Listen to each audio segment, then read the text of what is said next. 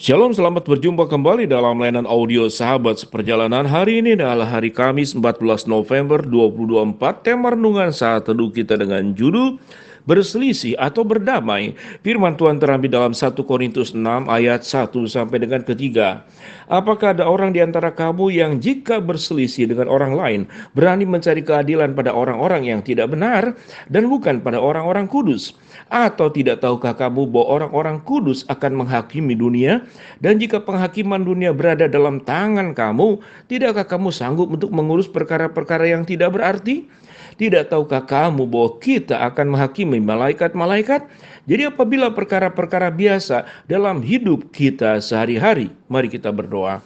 Bapa yang di dalam surga, biarlah kami belajar menjadi pribadi-pribadi, hidup dalam kedamaian, dan kami bisa menolong orang-orang yang berselisih, dan bukan kami yang sebagai pelaku perselisihan.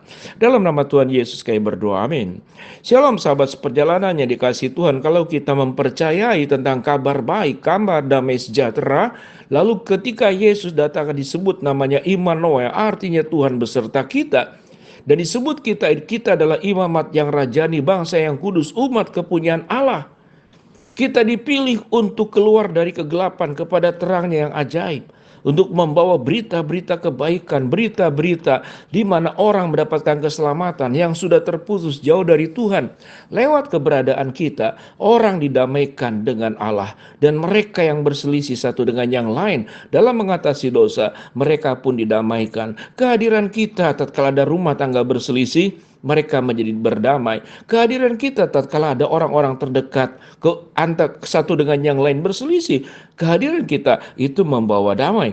Sehingga kalau kita berbicara tentang siapa kita yang sesungguhnya, apakah kita pribadi yang membawa damai atau jangan-jangan kita pribadi yang berselisih?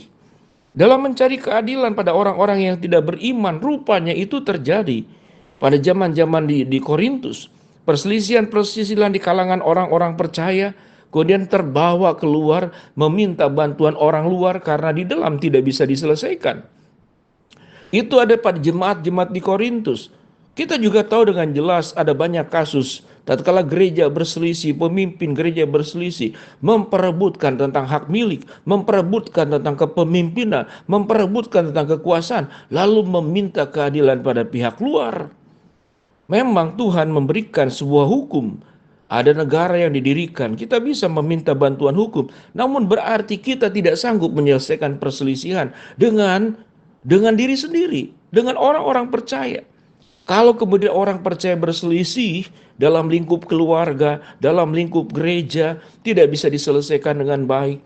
Lalu firman Tuhan berkata, apakah ada seorang di antara kamu yang jika berselisih dengan orang lain, berani mencari keadilan pada orang-orang yang tidak benar dan bukan pada orang-orang kudus? Mencari orang-orang yang tidak benar itu kalau dalam konteks Indonesia dan konteks kita yang ada pada saat sekarang, mungkin kita mencari dukun, mungkin kita mencari kuasa gelap, kita mencari cara prinsipnya bukan mencari perdamaian.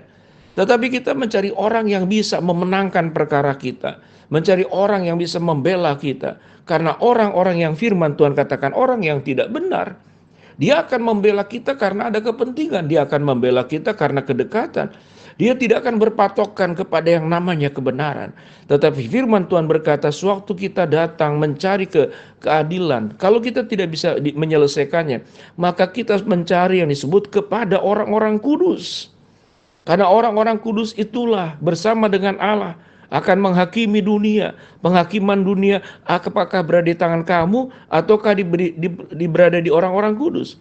Ada sebuah pertanyaan, kalau orang kudus menghakimi, bukankah penghakiman itu berasal dari Allah? Betul. Tatkala Tuhan menegakkan penghakiman di dalam dunia ini, Tuhan itu memakai orang-orang yang kudus, memakai orang-orang, sehingga penghakiman sesungguhnya itu berasal dari Allah melalui orang-orang kudus, melalui orang-orang yang benar. Sehingga tatkala kita berselisih, kalaupun kemudian kita tidak sanggup menyelesaikannya, maka carilah orang-orang yang takut akan Allah. Carilah orang-orang yang diberikan oleh Tuhan karunia kapasitas di dalam menyelesaikan. Jangan mencari orang yang tidak benar. Jangan mencari orang yang waktu kita berselisih, mencari orang yang dalam rangka membela kita, apalagi kemudian kita bayar, kita sogok supaya membela kepada kita. Itu namanya bukan mencari perdamaian di dalam perselisihan. tetapi mencari pembenaran. Orang percaya akan waktu berselisih mencari perdamaian, tetapi orang yang hidup di dalam dosa sewaktu berselisih mencari pembenaran, mencari pembelaan. Sahabat seperjalanannya dikasihi Tuhan, perselisihan timbul karena dosa, perselisihan timbul karena sikap ego ingin menang sendiri, perselisihan timbul karena hawa nafsu. Hawa nafsu ingin menguasai, hawa nafsu tidak ingin disalahkan, hawa nafsu keinginan menghakimi, hawa nafsu menilai diri lebih tinggi daripada orang lain. Sementara di hadapan Tuhan sesungguhnya kita adalah orang-orang berdosa.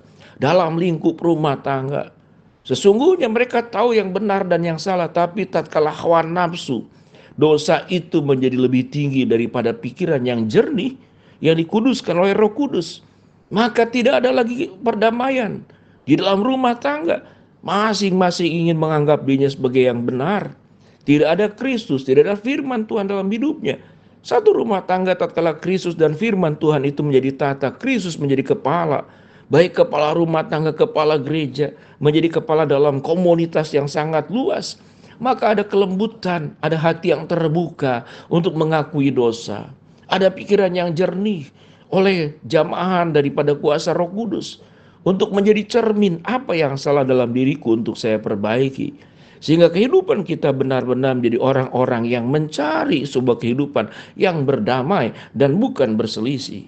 Tatkala berselisih tidak sanggup diatasi karena ego satu masing-masing, lalu melibatkan kepada pihak lain, sehingga masalah-masalah pribadi yang seyogianya hanya terisolir kepada satu lingkup yang kecil menjadi viral, semua orang tahu. Lalu siapa yang dipermalukan? Tentu diri kita sendiri. Apakah Tuhan bisa dipermalukan? Istilah mempermalukan nama Tuhan hanyalah satu bahasa. Karena Tuhan itu tidak akan bisa kita permalukan. Dirinya kudus, dirinya benar. Tetapi perbuatan kita itu bisa menjadi batu sandungan. Anak-anak bisa tersandung, orang-orang keluarga bisa tersandung. Kita orang percaya, kita yang sudah ditebus oleh Kristus, tapi kehidupan kita tidak mengalami sebuah perubahan. Kehidupan kita berselisih, bertengkar, berselisih, bertengkar. Api hawa nafsu yang menguasai kita, bukan api Roh Kudus yang memurnikan kita. Mungkin ini adalah kalimat penting sebagai penutup daripada renungan kita. Tatkala api hawa nafsu menguasai kita, yang terjadi perselisihan. Tetapi tatkala api Roh Kudus memberikan, katakanlah, membakar seluruh bibit penyakit dosa di dalam diri kita, karena sifat api itu memurnikan, maka kita akan mengalami sebuah perubahan. Sahabat perjalanan, jangan hanya menjadi pendengar firman, tapi jadilah pelaku. Kalau kita mendengar bahwa kita dipanggil oleh Tuhan, apakah kita akan berselisih atau kita berdamai? Kristus datang untuk membuat orang-orang berdosa yang terpisah dari Allah yang kudus dipersatukan kembali. Dan Tuhan memanggil, kita dipanggil untuk mengasihi Tuhan Allah dengan segenap hati, segenap jiwa, segenap akal budi, segenap kekuatan. Dan Tuhan memanggil kita juga untuk mengasihi sesama manusia dengan cara berdamai, tidak melakukan tindakan-tindakan pertengkaran, perselisihan. Firman Tuhan berkata, kasihilah sesama manusia seperti dirimu sendiri. Biarlah kita menjadi pribadi dalam hidup lebih banyak membawa damai dan bukan perselisihan. Mari kita berdoa. Bapa dalam surga, terima kasih buat kebenaran firman Allah yang kami pelajari. Hamba mau berdoa buat sahabat seperjalanan yang sakit, Tuhan jamah sembuhkan. Sahabat seperjalanan yang sedang menghadapi masalah, Tuhan bukakan jalan. Sahabat seperjalanan yang sedang berdoa mengharapkan sesuatu, Tuhan kabulkan dengan cara dan waktu Tuhan yang terbaik. Di dalam nama Tuhan Yesus kami berdoa. Amin. Shalom. Tuhan memberkati kita semua.